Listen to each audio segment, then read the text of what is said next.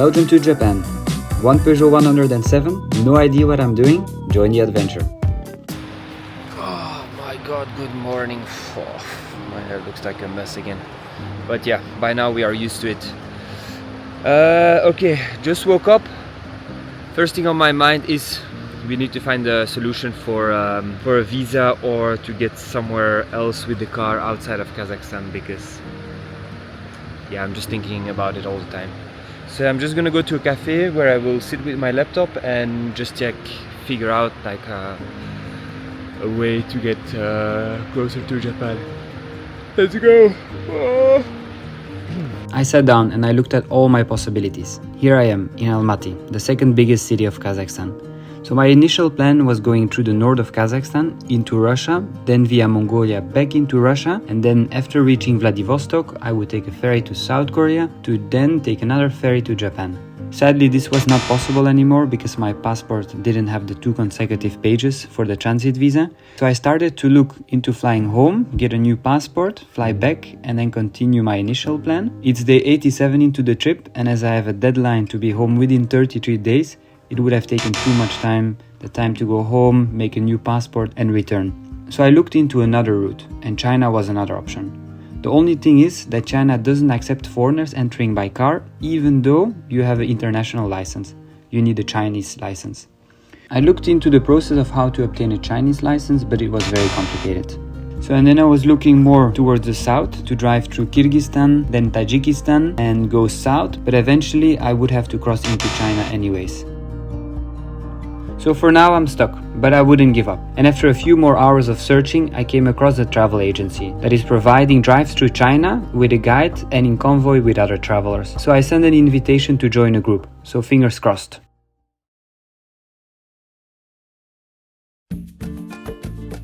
Sorry, I have to admit, tonight I'm sleeping in a hotel. But it's a very small room. It's a little bit the size of my Peugeot, so I felt like tonight I need it. Yeah. I'm looking for an excuse, but there is no excuse.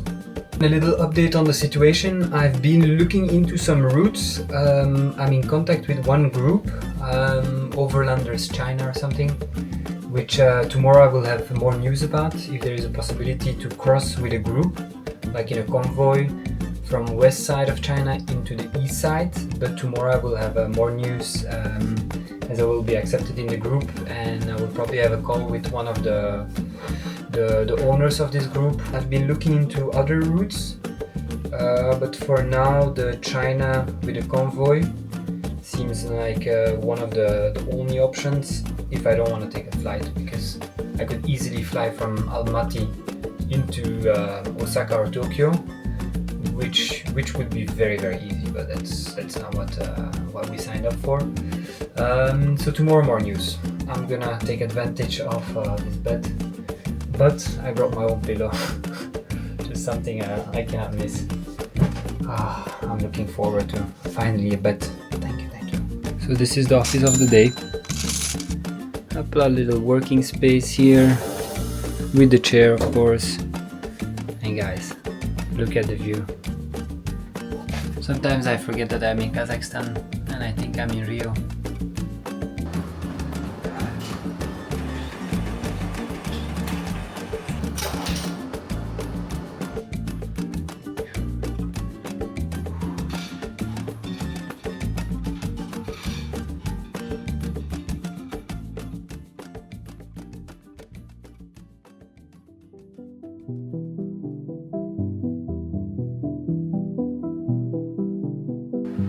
Yeah, I was looking to go into China from the eastern side of the border, Urumqi.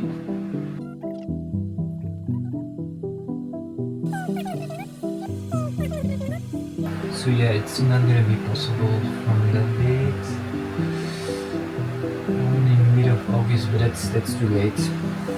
Okay, after calling a few different agencies in China, this is the conclusion. The first agency told me that it would be too complicated seeing the distance and the fact that I would have to leave the country by ferry. The second agency told me that it would be possible, but seeing the distance and the route that is not taken by many foreigners, it would become a private tour that would cost me 16,000 USD, which I don't have. The last agency I contacted, they actually had spots for the Shanghai route, from where I could actually take a direct ferry to Japan, but they would only leave in 3 weeks, which was not possible seeing the deadline. Thanks for all the help. See you.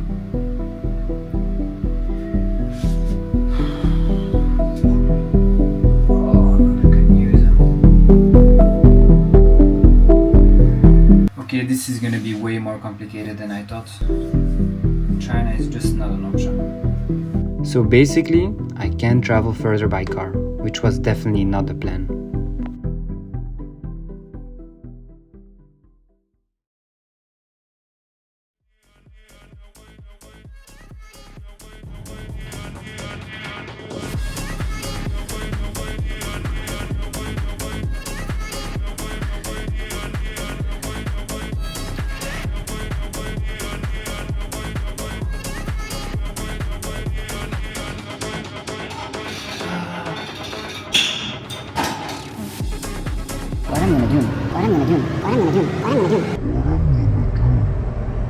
Again, I had to sit down and figure out what to do.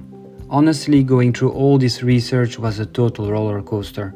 1 minute I was sure I had figured it out, the next I was completely lost again. I went again through all my options, this time traveling without a vehicle. To enter Russia by land, I would need to go back to Belgium to apply for a Russian tourist visa, so not possible. To enter China, I was feeling really positive. I thought, great, I can just book an appointment at the Chinese consulate and get my visa. But that hope, it was shattered pretty much instantly. And yes, again, you can guess the reason why I wouldn't be able to enter China. The blank pages in my passport. And for my last option, going south wouldn't make a difference, as I would have to enter China later on. So I had to make a painful decision.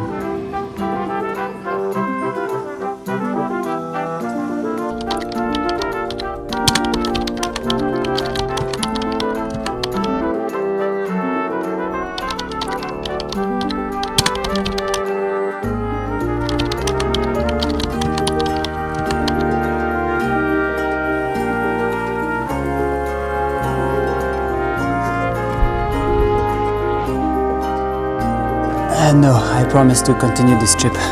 So, let's continue this journey as I promised. For the people who have been here since day one, you remember what I said in the first episode. And for the last one, if something happens to my car and I can't travel further by car, then Osaka has to be reached by land and sea. I will not be taking any plane. Bonjour! Osaka has to be reached. Osaka has to be reached. Osaka has to be reached. Osaka has to be reached. Osaka has to be reached. Osaka has to be reached. Osaka has to be reached. 你好，你买什么？肉蛋堡。啊，对对。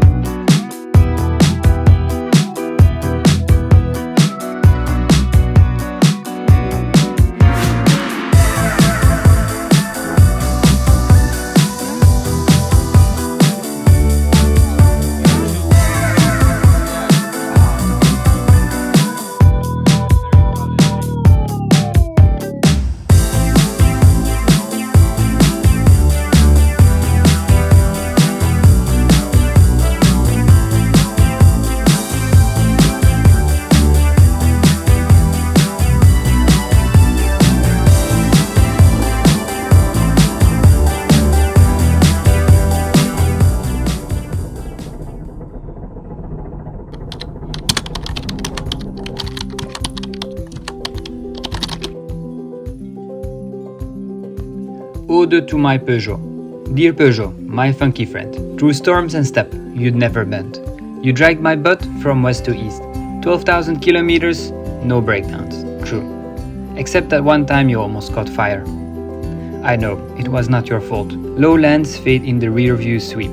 And then the marathon. Yes, we went deep. Up Nebelhorn, cold and steep. No proper gear, just fear to keep.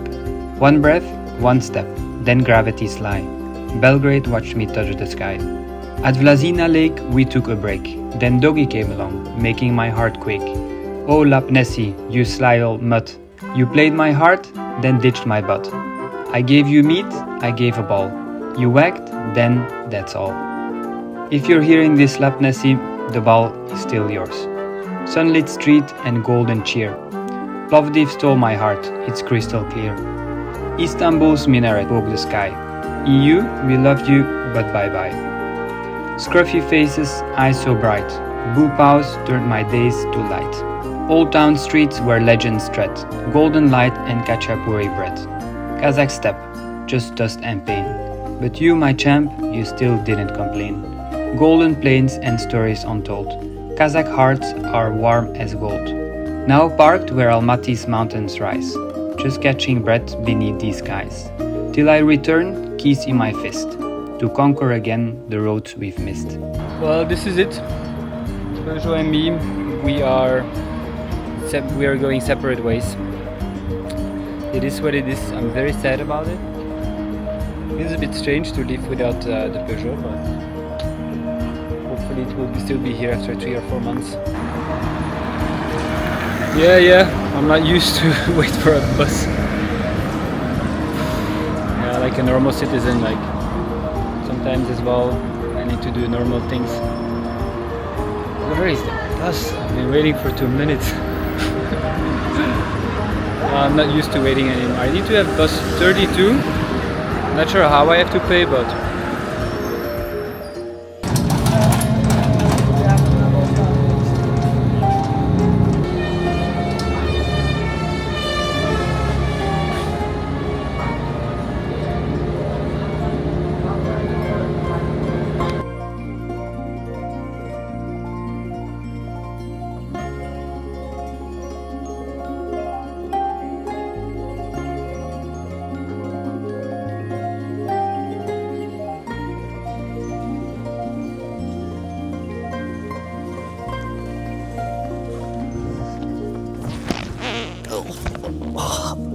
I promised if I wouldn't.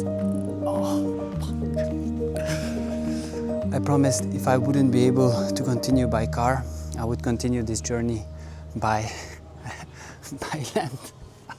I hurt myself so much.